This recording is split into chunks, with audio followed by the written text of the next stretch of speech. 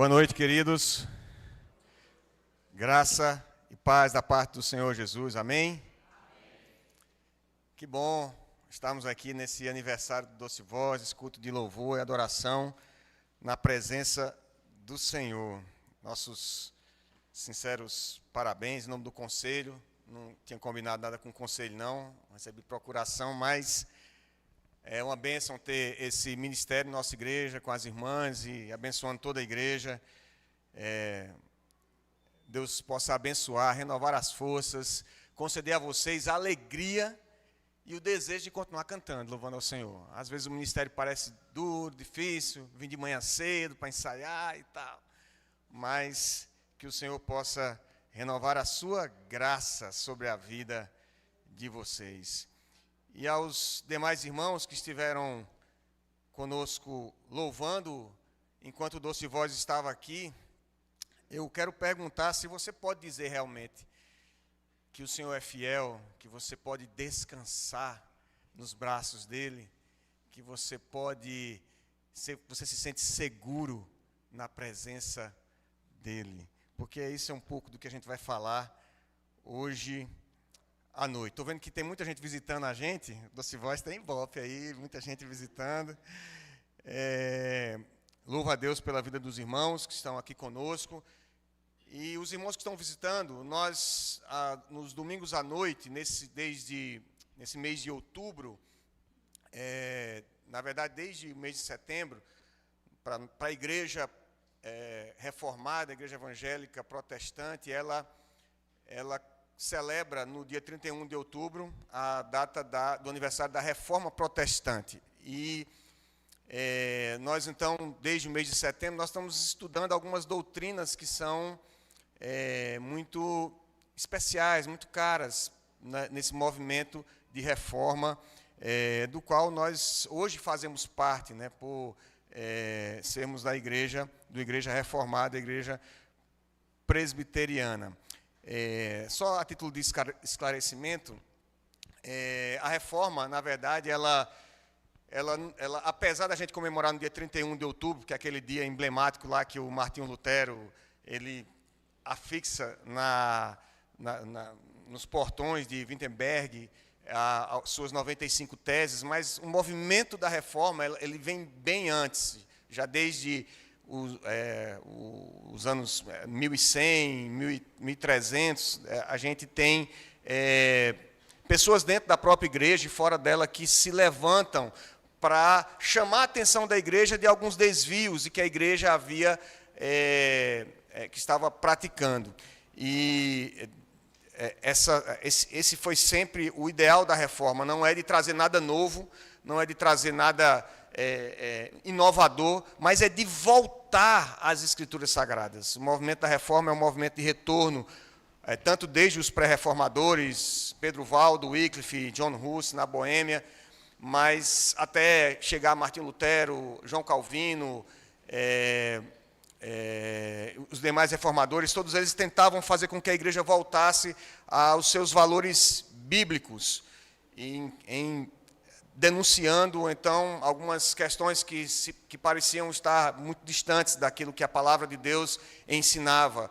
Entre elas, o abuso papal, a questão da moralidade e da comercialização da graça, a reivindicação da autoridade do Papa através do entendimento de que ele teria herdado o ministério de Pedro, o cativeiro da palavra, a palavra era interpretada apenas nos concílios e por ali um grupo restrito a bispos, eruditas, alegoristas, e os reformadores entendiam que a palavra tinha que ser pregada e tinha que ser exposta a todas as pessoas. A exaltação do monasticismo, a usurpação da mediação de Cristo, que passou então a ser também tratada através de Maria, da intercessão dos santos, e o papel das boas obras, que junto com a graça eram necessárias à salvação. E então esse movimento acabou que, com o passar do tempo, acabou centralizando essas doutrinas que contrastavam com a doutrina da igreja da época, a igreja romana, em 5 doutrinas, os 5 palavras específicas que a gente começa com o nome de solos, o latim, que é somente, são os 5 solas, e a gente tem estudado esses 5 solas aqui na igreja. O primeiro deles, somente a Escritura, em detrimento daquilo que era ensinado na época, que a Escritura e a tradição da igreja deviam ser observadas como sendo a autoridade sobre a igreja, sobre o povo de Deus. Somente a fé, enquanto em contrapartida, em contraste com a questão da fé e das obras. Somente a graça, não a graça e os méritos das pessoas. Somente Cristo, aqui o pastor Érico esteve ensinando sobre isso no outro domingo. E somente glória a Deus, e não a Deus, aos santos e à hierarquia da igreja. E então, hoje a gente vai falar sobre o sola gratia, somente a graça. E eu queria que você abrisse sua Bíblia no livro de Efésios, a carta de Paulo aos Efésios, capítulo 2, verso 8 e verso 9. Eu tentei fugir desse texto, eu pensei em pregar sobre Romanos capítulo 5, eu pensei em pregar sobre Tito, eu pensei em pregar sobre outro texto, mas esse texto ele é muito direto para falar sobre a questão da graça, e eu espero pela misericórdia do Senhor, que o Senhor possa nos falar nessa noite, falar ao seu coração através da sua palavra. Assentados mesmo como estamos, leamos Efésios 2, nós vamos ler o verso 8 e o verso 9. Efésios 2, 8 e 9. Podemos ler juntos? Porque pela graça sois salvos, mediante a fé, e isto não vem de vós, é dom de Deus, não de obras, para que ninguém se glorie. Vamos orar? Senhor nosso Deus, quem é suficiente para essa palavra? Pai, nós chegamos aqui nessa noite confiados unicamente, exclusivamente na graça do Senhor. A tua graça, Senhor, que nos alcançou, a tua graça que tem nos sustentado, a tua graça que tem renovado a esperança do teu povo para esse dia glorioso que cantamos aqui, Senhor, o dia em que o veremos. Ó Deus, derrama a tua graça nessa noite, porque o Senhor tem prazer em perdoar o perdido, o Senhor tem prazer em redimir, o Senhor tem prazer em derramar a tua graça. E onde abundou o pecado, superabundou a graça. Eis-nos aqui, pecadores diante de ti, Senhor. Derrama a tua graça. Somos aptos a recebê-la, porque somos pecadores. Precisamos da tua direção, precisamos da tua capacitação, precisamos do mover do teu Espírito Santo nessa noite, falando ao nosso coração de pedra, nosso coração rebelde, orgulhoso. Meu Deus, molda-nos, humilha-nos para a glória do teu nome. Tem compaixão de nós, tem misericórdia de nós. Não por méritos nossos, por nada que possamos oferecer aqui a ti, mas pelos méritos do Cordeiro, Cristo Jesus, pelos méritos de Jesus Cristo que conquistou para nós herança no céu, conquistou para nós o trono da graça. Pai, nós te louvamos e te bendizemos e rogamos pelo teu povo, a tua igreja, aonde a tua palavra está sendo ministrada, Senhor. Visita as congregações, visita, Senhor, o nosso país, visita onde o Evangelho está sendo pregado agora, ministra ao teu povo, derrama a tua graça, a tua bênção sobre a tua igreja e prepara-nos para esse glorioso dia. Em nome de Jesus, amém.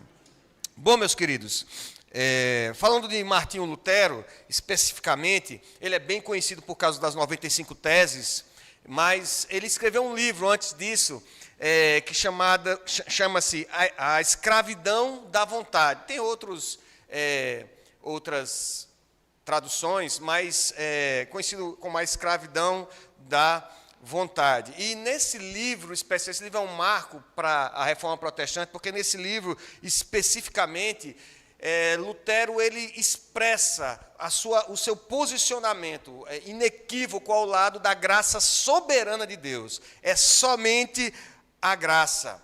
Para Lutero, então, um pecador, um homem natural, nós somos incapazes de prover qualquer coisa para sermos salvos. Qualquer coisa. Nós somos incapazes até de nos apropriar da salvação, se não fosse pela graça do Senhor. E fazendo isso, lógico que ele estava naquele momento da história, hoje nós estamos num momento privilegiado da história, mas naquele momento ele estava atacando toda a política de indulgências e que a igreja utilizava, peregrinações, penitências, jejuns, a questão do purgatório para vender espaço no céu, para vender salvação. Mas nós conhecemos e temos, nós aprendemos que graça, na verdade, é favor imerecido. Tem um autor do século XIX, chama William Neumann, ele diz que graça é o favor espontâneo de Deus, outorgado ao indigno. Graça é o favor espontâneo. Deus faz de sua livre vontade nos conceder a sua graça, a nós que somos totalmente indignos dela.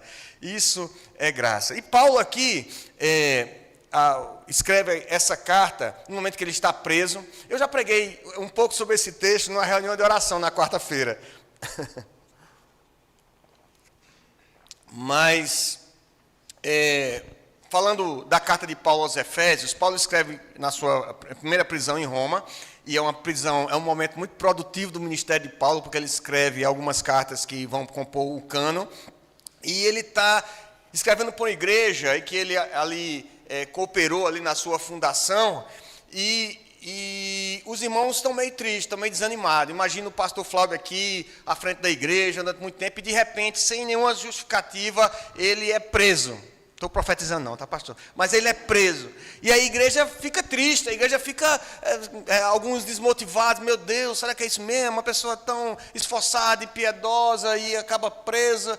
E Paulo escreve, então, para renovar a fé dos irmãos, para reanimar os irmãos, mesmo ele estando preso. No capítulo 3, verso 13, ele vai dizer exatamente isso. Ele está orando por esses irmãos e diz: portanto vos peço que não desfaleçais, não desanime, não desfaleçam nas minhas tribulações por vós, pois nisso está a vossa glória. E Paulo então ele expõe desde o capítulo 1 sobre a eleição do Senhor, sobre a obra salvadora, o grande mistério de Deus, revelado agora com a vinda de Cristo, a sua ressurreição, de unir. O plano de Deus não era ter um povo territorialmente escolhido apenas para fazer conhecido o nome dele, mas é de ter um povo de todas as tribos, povos, línguas e nações, até da etnia.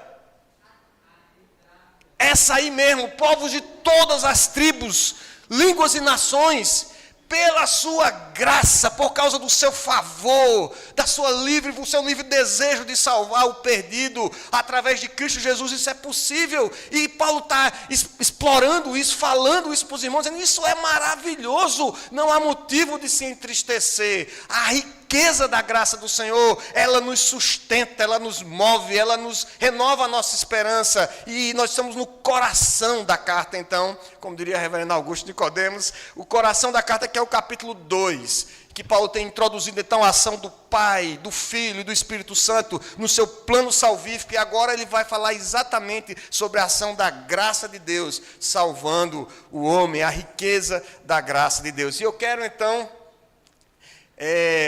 falar de 4 aspectos específicos nesse texto, mas 4 aspectos específicos da graça. Nós lemos aqui no versículo 8 e 9, e lemos que pela graça nós somos salvos. Pela graça sois salvos. Isso não vem mediante a fé, isso não vem de vós, é dom de Deus. A primeira pergunta então que nós devemos fazer: é salvo de quê, meu amigo? Você é salvo de quê? Todo homem precisa ser salvo de quê? Você que veio para a igreja aqui a primeira vez, nunca tinha vindo aqui na igreja presbiteriana católica, talvez nunca tenha entrado na igreja evangélica antes, e eu começo a falar sobre salvação, você diz, meu amigo, eu preciso ser salvo de quê? Uma vez picharam lá no muro das Clarissas, botaram assim, Jesus é a resposta. E ficou aquele negócio pichado lá, a gente ia para o cantinho da paz e via, Jesus é a resposta. Aí um outro cara chegou, um outro pichador chegou e pichou assim, mas qual é a pergunta?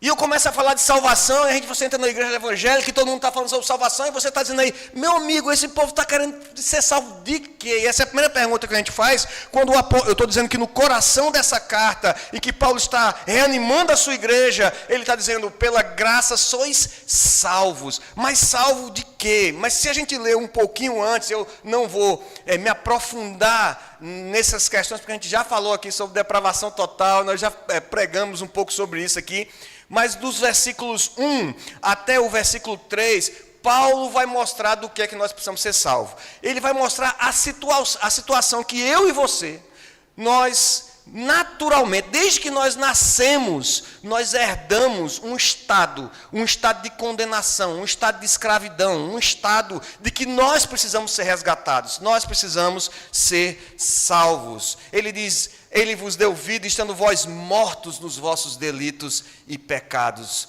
nos quais andastes outrora, segundo o curso desse mundo, segundo o príncipe da potestade do ar, do espírito que agora atua nos filhos da desobediência, entre os quais também todos nós andamos outrora, segundo as inclinações da nossa carne, fazendo a vontade da carne e dos pensamentos, e éramos por natureza filhos da ira de Deus. Estávamos condenados naturalmente, nascemos condenados, como também os demais. Então, quando Paulo fala pela graça sois salvos, ele está falando que nós somos salvos desse estado que ele acabou de descrever, esses efeitos arrasadores do pecado nas faculdades humanas, a condição de miséria e condenação que o pecado causou nas nossas vidas, na vida do homem e da mulher.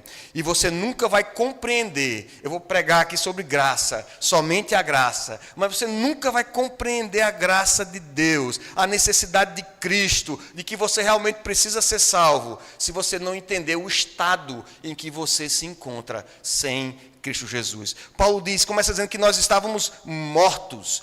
Morto é aquela criatura que ela não sente nada, ela não reage a nada. Se você for num enterro e você vê as pessoas ali debruçadas sobre o caixão, gente chorando, mas o morto ali, ele não tem reação nenhuma, porque ele não sente absolutamente nada. E o morto, ele não vê nada, ele é cego à glória de Cristo Jesus, ele não consegue ver a glória de Jesus, nem na criação, nem na própria pregação da palavra, ele é surdo à voz do Espírito Santo, à voz da palavra de Deus, ele não tem amor a Deus, ele não tem vontade de estar aqui na igreja. Sabe essa coisa que quando você passa uma semana sem vir na igreja, e você fica doido, morrendo de saudade de ouvir de novo o Doce Voz cantando, de cantar junto com todo mundo.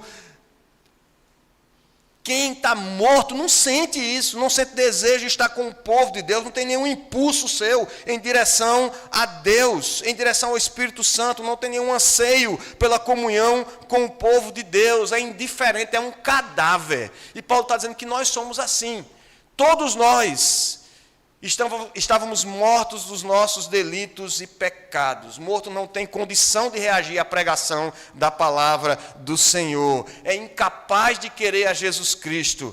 Essa não é uma condição de imaturidade, é uma condição de incapacidade espiritual. Nós estávamos mortos, ele continua dizendo, nós éramos na verdade escravos.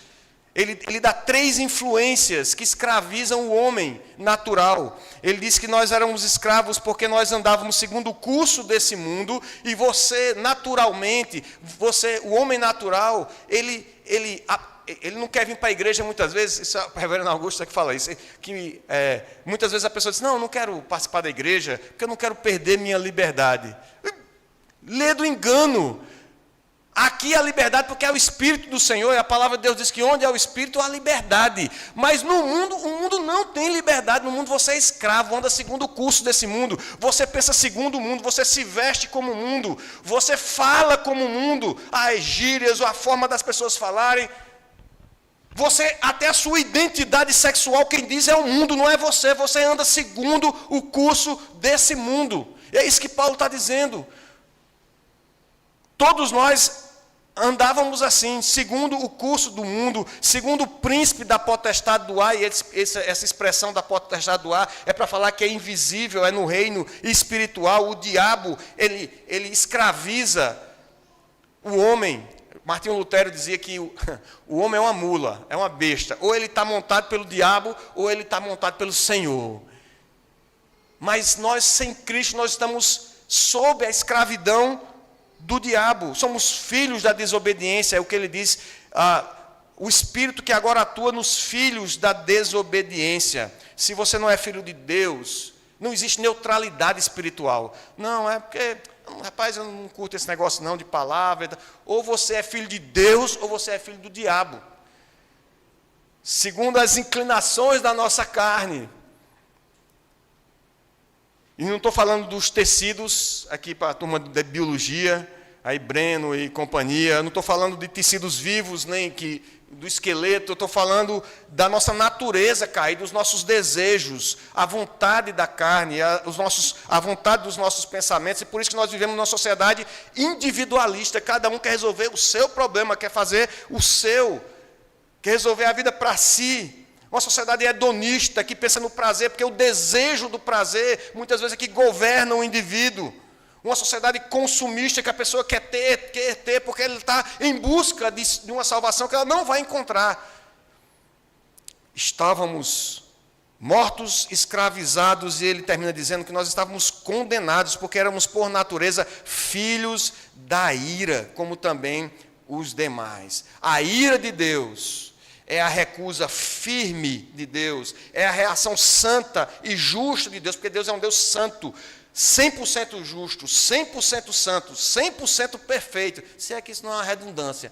Deus, ele não compactua com a injustiça, com a maldade, com o pecado, e uma vez que nós nascemos, temos essa natureza pecaminosa, rebelde contra Deus, estamos debaixo da sua ira, da sua justa condenação, a reação de Deus contra o mal, por causa do nosso pecado. Essa é a nossa situação que Paulo está descrevendo. E é disso que você precisa ser salvo. É disso que você e eu precisamos ser salvos. Nós não precisamos de reunião de igreja. Nós não precisamos de fazer parte do Doce Voz. É bom, mas não precisamos. Nós precisamos de ser salvo pela graça do Senhor dessa nossa condição de condenação, escravidão e de morte espiritual. E aí ele diz, como é que acontece essa salvação? Porque pela graça sois salvos. Esse é meu segundo ponto. É graça. Se é graça, então não é por obras. Nada que você faça, nenhum esforço seu, por melhor que pareça, por mais bem intencionado que seja, contribui em nada para a salvação. É zero ajuda para a salvação. E é por isso que os nossos méritos estão totalmente excluídos. Paulo vai falar isso lá em Romanos. Onde é que está o orgulho? Onde é que está a jactância? E todo excluída.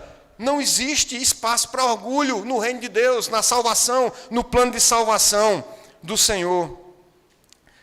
Spurgeon descreve que o homem, numa pregação que ele fez quando ele tinha 25 anos de idade, ele diz que o homem naturalmente, ele luta na sua natureza, ele diz que está entranhado nos ossos de cada indivíduo. A autodependência, ele não quer depender de ninguém, ele quer depender só dele. Autodependência e autoexaltação. Ele quer se destacar, ele quer que as pessoas reconheçam quem ele é. Nós somos orgulhosos o suficiente para pensar que nós não somos tão maus, que a gente pode fazer alguma coisa para a salvação. E muitas vezes a gente condena os outros, que não merece salvação. Como se nós pudéssemos apelar para a nossa justiça, da mesma forma que nós apelamos para a compaixão de Deus. Meu querido irmão, minha querida irmã, nós não somos salvos por nenhuma obra, nem que nós fizemos no passado, nem que nós faremos no futuro, nem pode ser a maior obra altruísta, a maior doação que você vai fazer. Nós não somos salvos por nenhuma obra pretérita, nem por nada que faremos no futuro, como se o Senhor previsse a nossa bondade. Se no futuro nós fizermos obras que glorificam a Deus, e nós devemos fazer obras que glorificam a Deus, nós fazemos porque Deus preparou essas obras de antemão para que andássemos nelas. É isso que o texto vai continuar dizendo. Não de obras para que ninguém se glorie, porque somos feitura dele, versículo 10. Criados em Cristo Jesus para boas obras, as quais Deus de antemão preparou para que andássemos nela. Você não pode nem se orgulhar das boas obras que você faz. Mas, rapaz, é porque eu frequento a igreja, eu sou dizimista, eu participo do coral, eu sirvo, eu vou, tiro o pessoal da rua e tudo mais. Foi o Senhor que preparou essas obras. Você não pode nem se orgulhar delas, porque foi o Senhor, pela sua graça, que preparou essas obras para que você andasse nela. E por isso você não pode ser salvo pelas suas obras. Não somos salvos por causa de alguns pontos bons no caráter. Mas eu sou uma boa pessoa. Eu nunca matei, eu nunca roubei, eu não sou de mentir. Meus pais me ensinaram, eu gosto da verdade, não tem uns maus pensamentos aqui e ali, mas não é assim uma coisa muito séria. Eu tenho traços bons de caráter. Não, meus irmãos. Isso não vem de vós, é mediante a fé e não vem de vós, é dom de Deus. Isso varre completamente qualquer pretensão de merecimento. A graça do Senhor funciona de outra forma. E pastor Emílio Garofalo Neto, ele falando sobre como funciona a graça, eu achei muito jóia, até porque hoje teve jogo de futebol. Eu tenho certeza que os irmãos que vieram para a igreja não se preocuparam com isso, de estar olhando para jogo de futebol, o resultado da partida. E não vão olhar agora, por favor, no seu celular.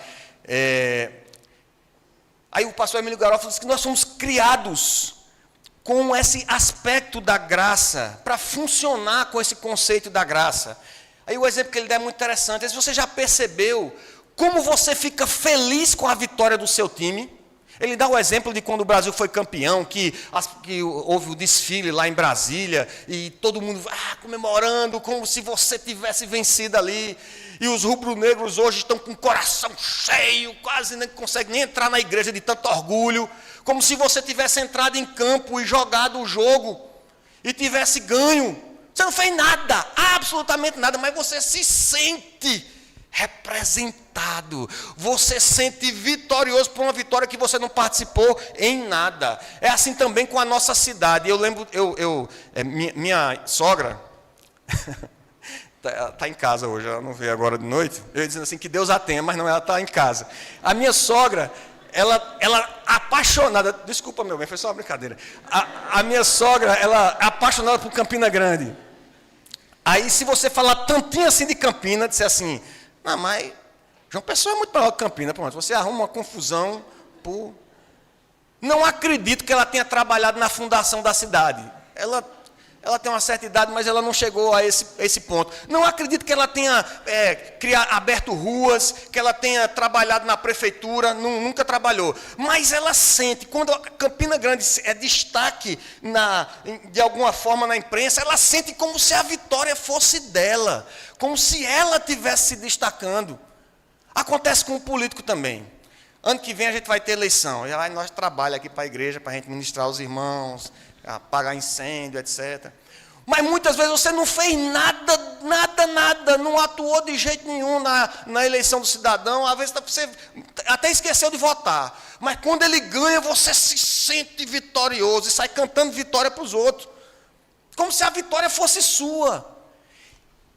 Esse é o aspecto para que nós fomos criados. Nós fomos criados com esse aspecto da graça, porque graça é exatamente isso, é você receber os louros, você receber a vitória sem ter feito nada por ela, simplesmente porque você foi representado. Isso é graça,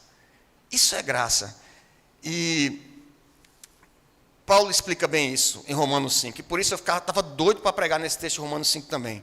Ele fala sobre essa representatividade da graça. Escute, meu irmão, com atenção o texto, se você tiver aí com a Bíblia aberta, abre em Romanos capítulo 5, diz assim o verso 12, eu vou pular alguns versos. Portanto, assim como por um só homem entrou o pecado no mundo, e pelo pecado a morte, ele está falando de Adão, assim também a morte passou a todos os homens, porque todos pecaram. Adão nos representa na cruz, no Éden. A derrota de Adão é a nossa derrota. Em Adão todos nós pecamos. Ele é o nosso representante no Éden. Mas o texto continua, glória a Deus, não acaba aí. Versículo 17. Se pela ofensa de um e por meio de um só reinou a morte, muito mais os que recebem a abundância da graça e o dom da justiça reinarão em vida por meio de um só, a saber, Jesus Cristo. Verso 18. Pois assim como por uma só ofensa veio o juízo sobre todos os homens para condenação, assim também por um só ato de justiça veio a graça sobre todos os homens para a justificação que dá vida, porque como pela desobediência de um só homem muitos se tornaram pecadores, assim também por meio da obediência de um só, muitos se tornarão justos. Sobreveio a lei para que avultasse a ofensa, mas onde abundou o pecado, superabundou a graça, a fim de que como o pecado reinou pela morte, assim também reinasse a graça pela justiça para a vida eterna, mediante Jesus Cristo nosso Senhor. Percebe aí o seu trabalho, os seus méritos, o seu esforço para a salvação? Zero. É graça do Senhor. Cristo nos representa na cruz, com uma abundante graça sendo derramada sobre não só os seus pecados, e os pecados que você cometeu aqui, os que você vai cometer ainda, sobre os pecados de todo aquele por quem ele morreu na cruz. Não há orgulho, não há mérito, não há obra nossa, é pela graça. Não merecemos. O próprio apóstolo Paulo em Romanos vai dizer que nós nos calamos como aquele culpado num julgamento em que ele não tem o que dizer. Todos os pecados que estão sendo falados ali, todas as transgressões, os crimes, eu sou culpado. Ele se abaixa a cabeça e se cala. Nós não podemos falar nada, mas a graça do Senhor nos alcançou. É pela graça. E ele diz que é mediante a fé, isso não vem de vós, é um dom de Deus. E aí eu preciso falar sobre isso também. Nós estamos acostumados a ouvir que a graça é um favor imerecido. É um dom, é um presente. Para ser chique aqui como Iana, é um gift, é um neto, né? É um presente, é um dom de Deus. Mas isso não quer dizer que não custou nada. Isso não quer dizer que foi barato. Quando você recebe um presente, você já pensou, receber um presente, aí, ou então você vai dar um presente, se esforçou, o negócio de comprar presente é complicado, não? Meu Jesus do céu, graças a Deus pela vida de Kleiner, graças a Deus. Quando ela diz assim, marido, eu preciso que você compre um presente, Jesus, misericórdia, é uma provação. Mas é difícil, eu estou vendo que tem alguns irmãos que estão rindo aí, porque eu sei que é prova. Mas você imagine, você teve todo o esforço para escolher, você tentou adequar aquilo à sua condição financeira, às vezes até mais do que você estava pensando em gastar, e você compra e chega, e quando vai dar o presente, a pessoa olha para o presente e diz assim, só isso? Eu mereço mais. Eu achei que você ia me dar uma coisa melhor. Somente corações ingratos, cheios de si mesmos, que se acham muita coisa, é que não sabe reconhecer que presente é presente. Diz meu pai que cavalo dado não se olha os dentes. Presente é presente, você recebe com alegria porque você reconhece que é dado, você não fez nada para merecer aquilo, a pessoa simplesmente resolveu lhe brindar, lhe presentear. E a atenção ao esforço, a dedicação da pessoa, você recebe, às vezes nem abre, não quer nem saber o que é, você se alegra por ter sido presenteado. A salvação é pela graça, um dom de Deus exatamente, ou mais ou menos parecido nesses termos. Mas se para quem recebeu, ele não lhe custou nada, para a pessoa que comprou, que teve que escolher, custou o tempo dele, custou a dor de cabeça de pensar no que é que dá certo para dar para aquela criatura, o que é que ele não tem ainda, no valor que ele teve que pagar. Para alguém teve um preço. Já ouviram um ditado que diz que não existe almoço grátis? Pois é, pode não ser grátis para quem come o almoço, mas alguém teve que fazer, alguém teve que pagar para que alguém teve que bancar esse almoço. Eu estava pensando, enquanto estava preparando o sermão, pastor, a gente começar um programa aqui. Leve o pastor para lanchar. Isso é bom, Érico? Leve o pastor para lanchar. Pode ser almoço, pode ser café e tal. Café com o pastor. A gente pode, vamos conversar, a gente conversa. Café com o pastor. Eu já imagino, o pastor chega e você diz, meu Deus, o pastor na minha casa e tal, e você ajeita pão de queijo, e ajeita café expresso e tal, tudo. Para o pastor não vai custar nada, ele vai chegar lá com a cara, com a bênção da presença dele, e agora para você tem que se desdobrar para na hora estar tudo certinho. Presente é assim. A graça tem um custo. É graça, é um dom de Deus, mas tem um custo para quem oferece. Para nós foi de graça, mas para quem oferece, teve um alto custo, um custo altíssimo. Custou o compromisso da Trindade, Pai, Filho e Espírito Santo, lá antes da fundação do mundo, de pensar na salvação e escolher no unigênito a figura da Trindade que se encarnaria, que se despojaria da sua majestade e glória, viveria de forma humilde, seria tentado em todas as coisas, sofreria humilhação, fome, dor, por causa dos nossos pecados. Cristo não apenas nos representa na sua vitória sobre a morte, Ele nos representa na sua dor na cruz, porque Ele levou sobre si os nossos pecados, sofrendo em nosso lugar, a nossa morte.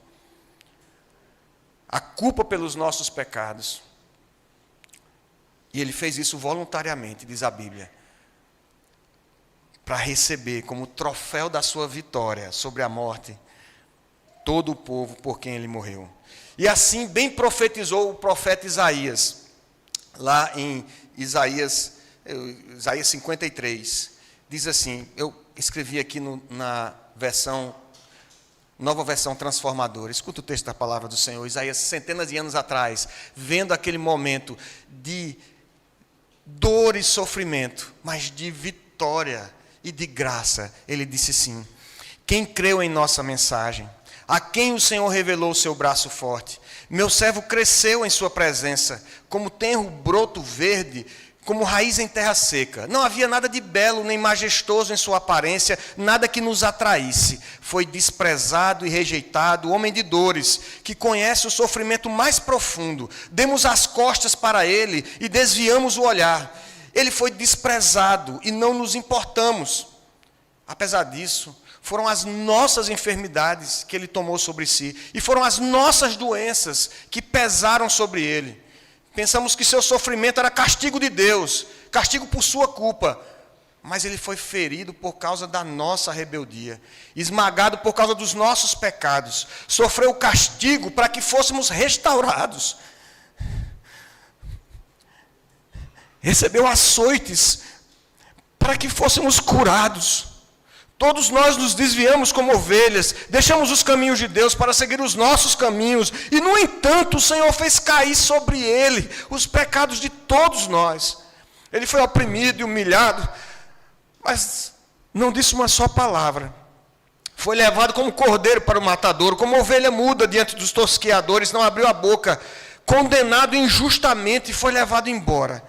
Ninguém se importou dele morrer sem deixar descendentes, de sua vida ser cortada no meio do caminho, mas ele foi ferido mortalmente por causa da rebeldia do meu povo. Não havia cometido nenhuma injustiça e jamais havia enganado alguém. Ainda assim foi sepultado como criminoso, colocado no túmulo de um homem rico. Fazia parte do plano do Senhor esmagá-lo, causar-lhe dor. Quando, porém, sua vida for entregue como oferta pelo pecado, ele terá muitos descendentes, terá vida longa, e o plano do Senhor prosperará em suas mãos. Quando ele vir tudo o que resultar de sua angústia, ficará satisfeito. E por causa de tudo que meu servo justo passou, ele fará que muitos sejam considerados justos, pois levará sobre si os pecados deles. Eu lhe darei as honras de um soldado vitorioso, pois ele se expôs à morte, foi contado entre os rebeldes, levou sobre si a culpa de muitos e intercedeu pelos pecadores.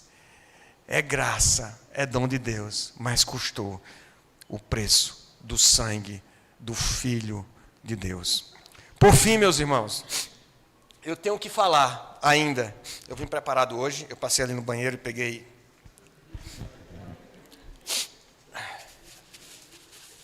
Porque quando eu estava preparando o sermão, que eu li o texto, aí eu desatei a chorar. Aí a Clênia perguntou, você está chorando? Eu li Isaías 53, mulher, pelo amor de Deus. Mas é graça, é dom de Deus, mas é somente pela graça. E aqui há uma verdade que nós precisamos refletir, é que todas as religiões do homem querem de alguma forma acrescer alguma coisa à salvação, acrescentar alguma coisa. É graça, sim, é graça, mas é graça e os méritos, é graça e as obras. É um pouco do nosso trabalho, do nosso esforço. Lembra lá o que Spurgeon disse, a nossa autodependência. A gente quer participar, a gente quer ser merecedor. E é assim, a igreja romana na época, ainda hoje, acrescenta a missa, as penitências sobre a salvação. Outras religiões tratam das boas obras, aí você faz boas obras e reencarna, e faz boa obra e reencarna para evoluir. E os evangélicos têm também as suas obras. Tem que ser frequente a igreja, tem que fazer algum serviço e guardar um dia na semana, como se isso concedesse a salvação. E nós vivemos tentando acrescentar algo à graça de Deus, e isso é uma afronta, é um desprezo ao preço mais alto que custou esse dom da salvação. O presente foi muito caro, e acrescentar algo é como se dissesse, não, isso não é suficiente, eu preciso disso e mais alguma coisa. O Calvário, a cruz do Calvário, a cruz ensanguentada, foi um preço alto que custou esse dom da salvação. E é um desconhecimento do plano de Deus, é graça desde sempre, na eternidade, na nossa eleição, diz a palavra do Senhor. Há um remanescente de acordo com a eleição da graça, diz o apóstolo Paulo lá em Romanos 5. Assim, pois, também agora, no tempo de hoje, sobrevive um remanescente segundo a eleição da graça. E se é pela graça, já não é pelas obras. Se não só a eleição, mas também o nosso chamado, nós somos chamados através dessa graça, pela graça. Porque Ele não nos chamou de acordo com nossas obras, não nos chamou porque não chamou os mais inteligentes, os mais ricos. Ele enlouqueceu a sabedoria do mundo, Ele chama quem quer, e diz o apóstolo Paulo, trazendo o texto lá do Antigo Testamento, ele diz assim, Ele usa de misericórdia com quem quer. Não só na eleição, não só no chamado, mas nós somos justificados não por obras, pela graça do Senhor, sendo justificado gratuitamente por sua graça, diz Romanos capítulo 3, 24. É a graça que nos santifica, é a graça que nos preserva até o dia de Cristo, é graça, graça, graça em todo o tempo. Não ouse acrescentar nada à graça, é somente a graça do Senhor. A graça é o poder de Deus nos capacitando gratuitamente a aceitar a Cristo e viver, sofrer e morrer por amor a Ele, sendo preservado até a eternidade. Então, a verdade de que nós somos salvos somente pela graça nos faz objetos dessa graça. Qualquer pessoa, Simone estava falando aqui da etnia lá, de tantos milhões de pessoas precisam ouvir, não, então, mas está muito distante, mas eles não merecem isso não. Qualquer pessoa é pecador, está apto a receber a graça do Senhor. É assim que funciona. Nós somos objetos aptos porque nós somos pecadores, sem nenhum merecimento. E isso nos previne do desânimo de qualquer pecado.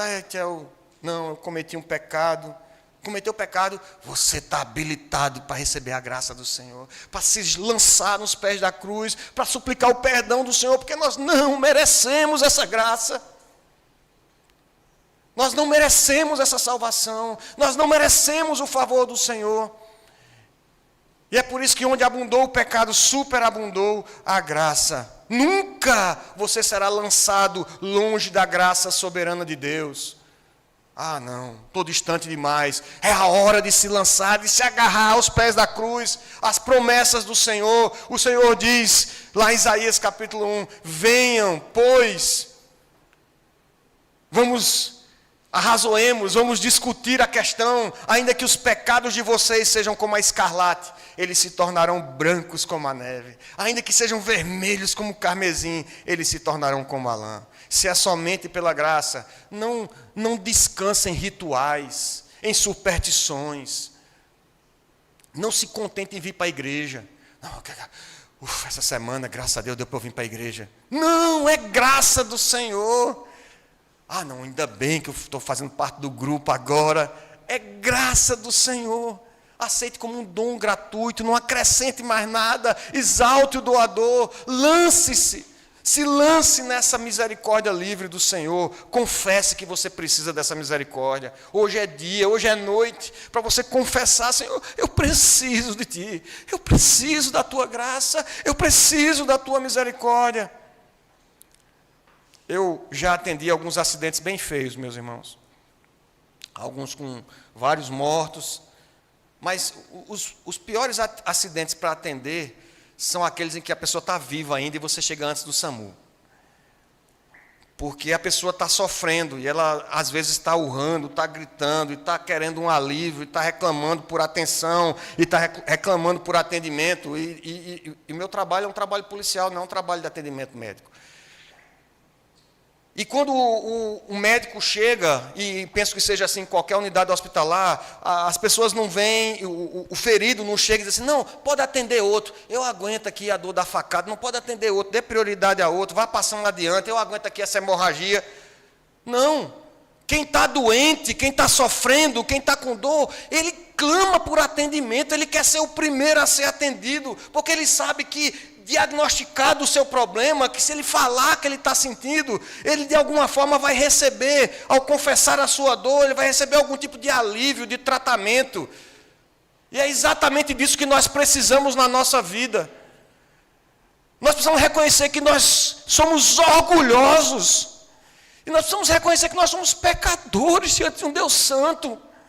E se lançar dizendo, Senhor, Tu és a minha salvação, eu preciso da Tua graça, não tem outro jeito, me atende, Senhor.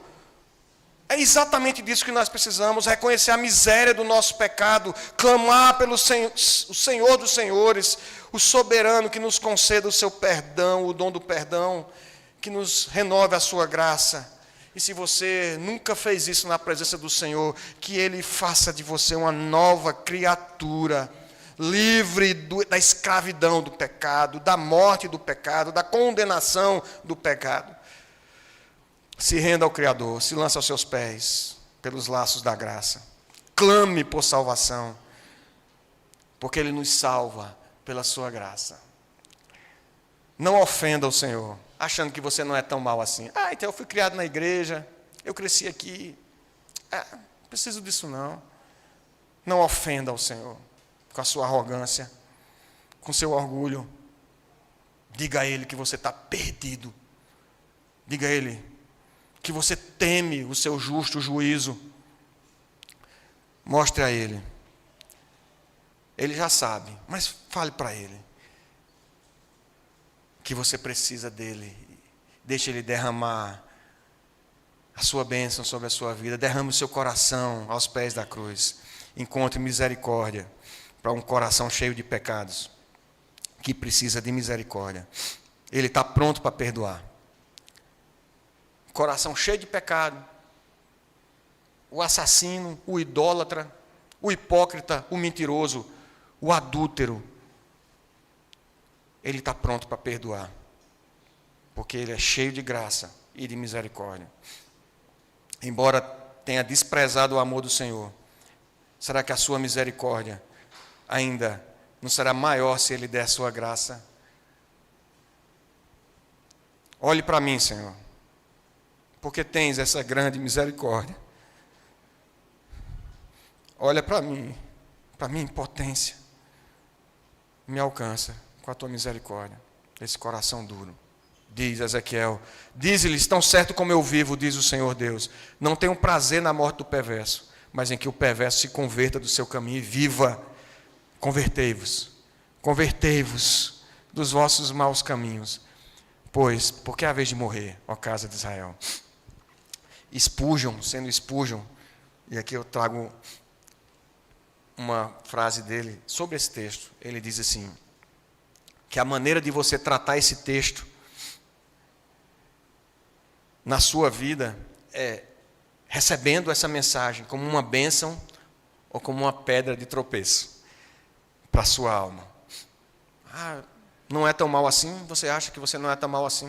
Você não precisa tanto dessa graça. Imagina que você pode forçar o seu caminho para o céu, desprezando o caminho que o Senhor abriu a custo do sangue do seu Filho na cruz do Calvário. Em vez de pedra de tropeço, aceite esse texto como pedra de fundação, para começar tudo novo. Novo caminho, novo nascimento, nova vida, na graça de Cristo Jesus. Crê em Jesus, porque um ato de fé, simples assim, o livra de todo pecado. Lance sobre seu Deus. Ele não resiste. Uma vez eu ouvi sobre as fraquezas de Deus, se é que existe fraqueza. E dizia assim, uma das fraquezas de Deus, ele não resiste um coração quebrantado e contrito. Não desprezará jamais, diz o Senhor. Você tem andado ansioso e buscado viver de forma justa, mas confiado no seu serviço, no seu trabalho, nas suas aptidões, nas suas habilidades, de acordo com os seus costumes, vive julgando os outros, porque se acha melhor do que os outros, confiando na sua força, no seu conhecimento, no seu dinheiro, talvez. O povo eleito, o povo por quem Jesus morreu na cruz, vive pela fé, confiado unicamente na graça do Senhor. Foi graça desde a eternidade. É o seu favor na cruz que nos salva. É a graça do Senhor, e não as obras que Ele... Não as obras que nos faz aceitos diante do Senhor. É a sua maravilhosa graça que nos sustentará até o dia de Cristo. Vamos orar?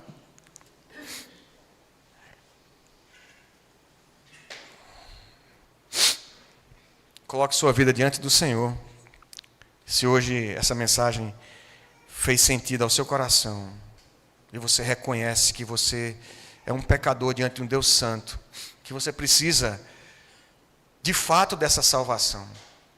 O Espírito Santo está falando ao seu coração. Em nome de Jesus, se lance aos pés da cruz. Reconheça que você é pecador. Clame pela salvação e pela graça. Creia que o sacrifício de Jesus Cristo, Ele nos representa na cruz, na sua morte por nossos pecados, mas na sua ressurreição vitoriosa, nos concedendo a vida eterna, que começa agora com a obra do Espírito Santo no seu coração. Reconheça Ele como Senhor. Creia, viva por Ele. Ó Deus, nós nos colocamos diante de Ti, porque nós somos pecadores, Pai. Precisamos mais uma vez que o Senhor renove a Tua graça sobre nós. Quem é suficiente para essa palavra, Senhor? Precisamos de Ti. Clamamos, Senhor. Vem sobre nós, visita-nos. Esperamos encontrar em Ti graça e misericórdia, Senhor, porque Tu és rico em misericórdia. Ó Deus, prepara o nosso coração, livrando-nos da ansiedade, Senhor, da autoconfiança, da autopiedade, do orgulho, da maldade. Gera em nós um coração livre da escravidão do pecado, Senhor, livre da influência do pecado. Em nome de Jesus, derrama a Tua graça abundantemente, Senhor, sobre o Teu povo. E nos faz a cada dia depender dela, para a glória do Teu nome. Te louvo, Senhor, por essa palavra, em nome de Jesus. Amém. Amém.